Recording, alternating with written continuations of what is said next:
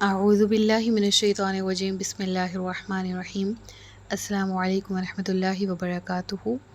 پارہ نمبر 30 سورۃ البینہ اردو ترجمہ اور تفسیر۔ گزشتہ سبق میں ہم نے اس کا تعارف پڑھ لیا تھا۔ آج کے سبق میں آیت نمبر 1 سے آغاز کیا جا رہا ہے، جس میں اللہ رب العزت ارشاد فرماتا ہے: لم یکن الذین کفروا من اہل الکتاب والمشرکین منفکین حتی تأتیہم البینہ۔ نہیں تھے وہ لوگ جنہوں نے کفر کیا تھا اہل کتاب میں سے اور مشرکین میں سے الگ ہونے والے یا باز آنے والے، جب تک ان کے پاس البینہ نہ آ جاتی۔ یہاں پر جو واضح اعلان کیا جا رہا ہے نا، وہ کفر کو ایمان والوں سے سپریٹ کرنے کا ہے۔ اور کیا احسن طریقہ ہے! اللہ فرماتا ہے کہ میں نے ان کافروں کو جو اہل کتاب میں سے مشرکین میں سے تھے اہل الایمان سے الگ کیا واضح دلیل کے ساتھ، یعنی انہیں بتایا، ان تک واضح دلیل قرآن کریم پہنچی، اللہ کے نبی پہنچے۔ یعنی البینہ سے مراد کیا ہے؟ اگلی آیت میں ڈیٹیل آ رہی ہے۔ یعنی رب العالمین یہ فرماتا ہے کہ یہ تمام لوگ سیدھے راستے سے بھٹک کر گمراہی میں مبتلا ہو چکے تھے، اور ان کے سامنے دلیل رب العالمین کی طرف سے جب تک نہ آ جاتی، جس سے انہیں معلوم ہو جاتا کہ وہ گمراہ ہیں، یعنی بہت واضح انداز میں بتا نہ دیا جاتا کہ جس راہ پر وہ چل رہے ہیں وہ راستہ غلط ہے، انہیں اس کے بغیر اہل الایمان سے الگ نہیں کیا جا سکتا تھا۔ یعنی اللہ رب العالمین نے واضح دلیل کے ساتھ، باقاعدہ اناؤنسمنٹ کے ساتھ، حجت تمام کرتے ہوئے ان مشرکین کو، ان اہل الکتاب کو اہل الایمان سے علیحدہ کیا کہ یہ وہ لوگ نہیں ہیں جو ہدایت کے راستے کی پیروی کرنے والے ہیں۔ اب اگلی آیت کو اگر ہم پڑھیں تو پھر پچھلی آیت یعنی آیت نمبر 1 مزید واضح ہو جاتی ہے۔ البینہ کیا ہے؟ اس سے مراد رسول من اللہ، اللہ کے رسول، یتلو صحفا مطہرہ، جو کہ تلاوت کرنے والے ہیں، جو تلاوت کرتے ہیں پاکیزہ اوراق کی، فیہا کتب قیمہ، ان میں بڑے مضبوط احکامات تحریر ہیں۔ یعنی یہاں پر کتاب سے مراد کیا ہے؟ قرآن مجید ہے۔ یعنی یہاں پر مراد کیا ہے؟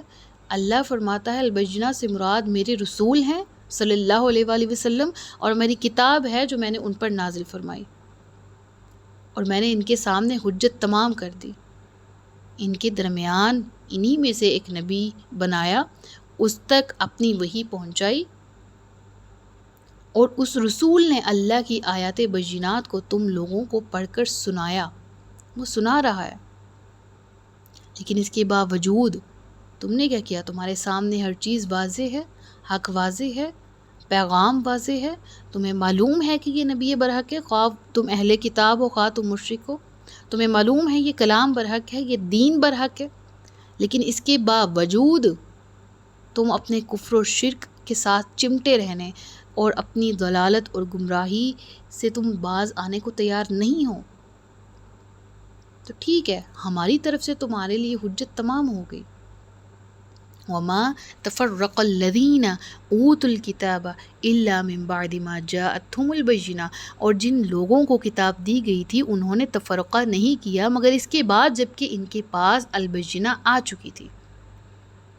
اگین البینہ کا ذکر، البینہ سے مراد کیا ہے؟ اگین اس کو کوریلیٹ کرے پچھلی آیت سے، اللہ کا رسول یعنی رسول اللہ صلی اللہ علیہ وآلہ وسلم، اور اس کی کتاب مراد قرآن کریم۔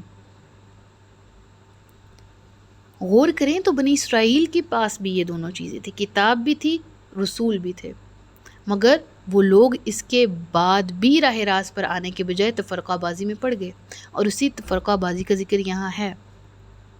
اللہ فرماتا ہے ان میں سے کچھ لوگ یہودی بن گئے، کچھ نصارہ بن گئے۔ یہودیوں نے اپنے عقائد بنا لیے، نصارہ نے اپنے، اور بعد میں نصارہ میں مزید پھر کئی فرقے بنتے چلے گئے۔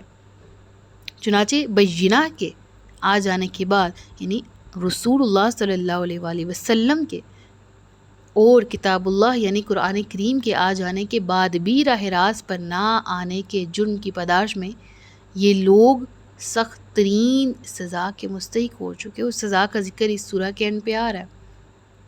اللہ فرماتا ہے وَمَا أُمِرُوا إِلَّا لِيَعْبُدُوا اللَّهَ مُخْلِصِينَ لَهُ الدِّينَ، انہیں حکم کیا دیا گیا تھا سوائے اس کے کہ ایک اللہ کی عبادت کرو، اور عبادت بھی خالص ہوتے ہوئے، خالص رہتے ہوئے اس کے دین کے لیے. یعنی انہیں حکم نہیں ہوا تھا مگر یہ کہ وہ بندگی کرے اللہ کی، اپنی اطاعت کو اس کے لیے خالص کرتے ہوئے، بالکل یکسو ہو کر، حنفاء، باطل سے جدا ہو کر.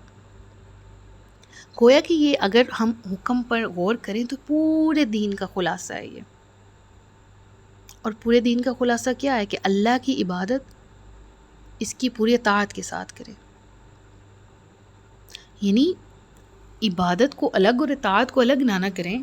عبادات میں آ گیا زکوٰۃ، اب رشوت کا لین دین بھی ہو رہا ہے، سودی معاملات بھی ہو رہے ہیں، اور اس پر زکوٰۃ بھی نکل رہی ہے، تو یہ عبادت تو نہ ہوئی.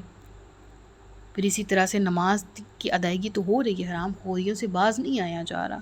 چغلی، غیبت، زنا، حسد، تکبر، بڑے کبیرہ گناہ، چھوٹے کبیرہ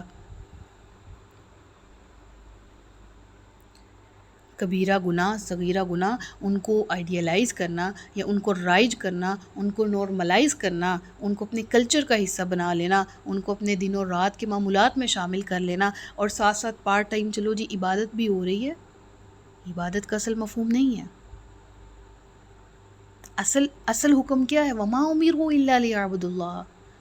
عبادت تو کرنی ہے مخلصین لہ الدین، اور پھر آگے دین کی بھی مزید وضاحت کی، حنفاء، ایسا کہ جس میں پھر اصل دین ہی بچے، کسی بھی باطل کی آمیزش نہ ہو،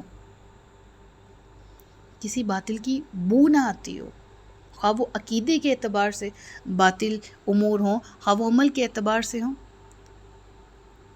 وَيُقِيمُ الصَّلَاةَ وَيُؤْتُ الزَّكَاةَ وَذَلِكَ دِينُ الْقَيِّمَةِ. حکم کیا ہوا؟ اور یہ کہ نماز قائم کرے اور زکوٰۃ ادا کرے، اور یہی ہے سیدھا اور سچا دین. اور آیت نمبر 6 میں اگین ذکر ہوا، ان الذین کفروا من اہل الکتاب والمشرکین. پھر آگے انجام کا ذکر ہوا، فی نار جہنم خالدین فیہا اولئک ہم شر البریہ. بے شک وہ لوگ جنہوں نے کفر کی روش اختیار کی، خواہ وہ اہل کتاب میں سے تھے خواہ مشرکین میں سے، وہ ہوں گے جہنم کی آگ میں اور اس میں ہمیشہ رہیں گے. اولئک ہم شر البریہ، یہی لوگ بدترین خلائق ہیں، یعنی مخلوق میں سب سے بدترین لوگ. اور ان الذین آمنوا وعملوا الصالحات، اس کے برعکس وہ لوگ جو اہل ایمان ہیں اور جنہوں نے نیک عمل کیے، اولئک ہم خیر البریہ، یہی بہترین مخلوق ہیں. اللہم ربنا اجعلنا منہم.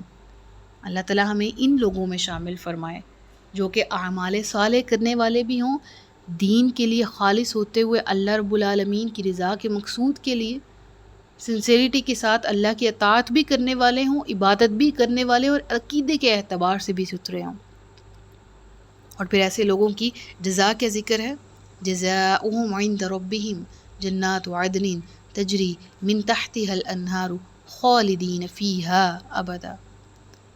ان کا بدلہ ہوگا ان کے رب کے پاس دائمی قیام کے باغات کی صورت میں، جن کے دامن میں ندیاں بہتی ہوں گی، ان میں وہ ہمیشہ رہیں گے، ہمیشہ ہمیشہ کے لیے. رضی اللہ عنہم ورضوا عنہ ذلک لمن خشی ربہ. اللہ ان سے راضی ہوا اور وہ اس سے راضی ہوئے، یہ صلہ ہے ان کے لیے جو اپنے رب سے ڈریں. یعنی اس کے لیے یہ بدلہ ہے جو رب العالمین سے ڈرنے والا ہو. اللہ اکبر. رضی اللہ عنہم ورضوا عنہ، یعنی اللہ رب العالمین ان کی اطاعت اور ان کے اخلاص سے راضی ہوا جو لوگ اہل ایمان اور خالص اس کے لیے عمل کرنے والے ہوں. ورضوا عنہ، اور وہ اس کے کرم اور اس کی عطا سے راضی ہوئے. یعنی یہ خوشخبری اس کے لیے جو دنیا میں اپنے رب سے ڈرے اور اس کی نافرمانی سے بچتا رہے. تو گو کہ اس آیت سے ہمیں جو تفصیلات معلوم ہوتی ہیں وہ یہ کہ دنیا کی نعمتیں نیک لوگوں کی حقیقی جزا نہیں ہیں. اگرچہ اللہ نیکیوں کے صدقے ان کو دنیا میں بھی نوازے، لیکن حقیقی جزا یوم الآخرہ میں وہ جنت ہی ہے، وہ جنت کی نعمتیں اور اللہ کی رضا. پھر یہ بھی معلوم ہوتا ہے کہ دنیا منزل نہیں ہے، مسافر خانہ ہے، جنت اصل مقام ہے. یہ بھی اس آیت سے معلوم ہوتا ہے کہ جزا کے لیے جنت میں داخل ہونے کے بعد نہ وہاں سے نکلنا ہے اور نہ موت کا آنا ہے، کیونکہ خالدین فیہا ابدا سے ہمیں یہ بات معلوم ہوگی۔ اللہ تبارک و تعالی ہمیں اہل الجنہ میں شامل فرمائے اور ہمیں آگ کے عذاب سے بچائے۔ بارک اللہ لی ولکم فی القرآن الکریم ونفعنی وإیاکم بالقرآن والذکر الحکیم۔ صدق اللہ العلی العظیم وصدق رسولہ النبی الکریم۔ سچ فرمایا اللہ نے جو عصمت والا ہے۔ اپنا بہت سا خیال رکھیے گا، مجھے دعا میں یاد رکھیے گا۔ السلام علیکم ورحمۃ اللہ وبرکاتہ۔